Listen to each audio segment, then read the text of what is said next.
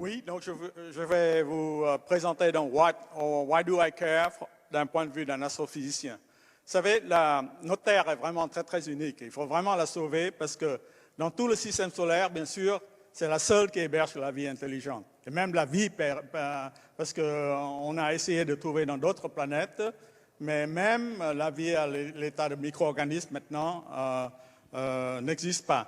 Donc, je ne crois pas du tout, vous savez, certains ont dit que bon, on peut toujours migrer sur Mars, coloniser Mars, si la Terre est en trop mauvais état. Mais j'y crois pas du tout parce que, bon, vous savez, la planète Mercure, la plus proche du Soleil, c'est 430 degrés centigrades. Hein. La chaleur solaire est terrible.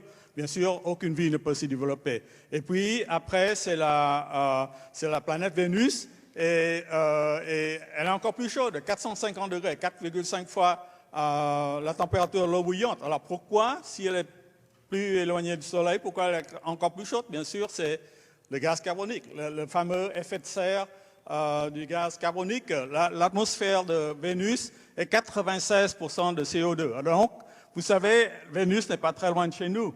C'est 0,25 unités astronomiques, l'unité astronomique étant la distance Soleil-Terre. Et donc, vous voyez, juste un petit peu de distance, ça fait toute la différence parce que, bien sûr, l'eau chez Vénus est toute évaporée. Ce n'est pas une planète bleue comme la nôtre. Et donc, le gaz carbonique s'est accumulé à l'atmosphère, donc 96% de CO2. Un effet de serre horrible, terrible, bien sûr, aucune vie possible. Et puis, bon, maintenant, notre Terre, bien sûr, et puis Mars, de nouveau, 96% de CO2. Vous voyez, donc, mais une atmosphère beaucoup plus fine, 10 000 fois moins épaisse que l'atmosphère de Vénus. Mais quand même, bien sûr, aucune eau. L'eau existait il y a peut-être quelques milliards d'années sur Mars, mais maintenant, aucune eau, donc aucune vie possible aussi. Donc, je pense qu'une vie martienne ne serait pas très agréable pour nous. Et puis, bon, il y a les 4 autres planètes qui sont les planètes gazeuses, Jupiter, Saturne, Uranus et Neptune, qui sont des planètes donc, sans surface solide, donc aucune possibilité de vie possible. Alors, on a essayé, bien sûr, de trouver de la vie sur Mars parce qu'elle avait contenait de l'eau.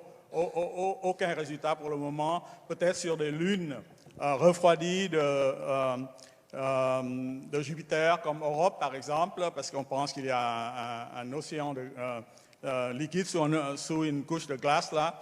De nouveau, aucune possibilité. Donc, ça, c'est la première raison pour mon... Deuxième point maintenant, puisqu'on parle des sommets de conscience, je voulais dire que la conscience est très difficile à émerger dans un univers. En fait, notre univers a été réglé de façon extrêmement précise pour que la conscience émerge. Vous savez, nous sommes tous des poussières d'étoiles. Et sans les étoiles, nous ne serons pas ici pour en parler. Donc, pour fabriquer les étoiles, il fallait régler les constantes physiques et les lois physiques de façon extrêmement précise à la 60e décimale près. Vous changez la 60e décimale et le destin de l'univers bascule. Les étoiles ne se forment pas, donc pas d'étoiles, pas d'éléments lourds, pas de vie, pas de conscience possible.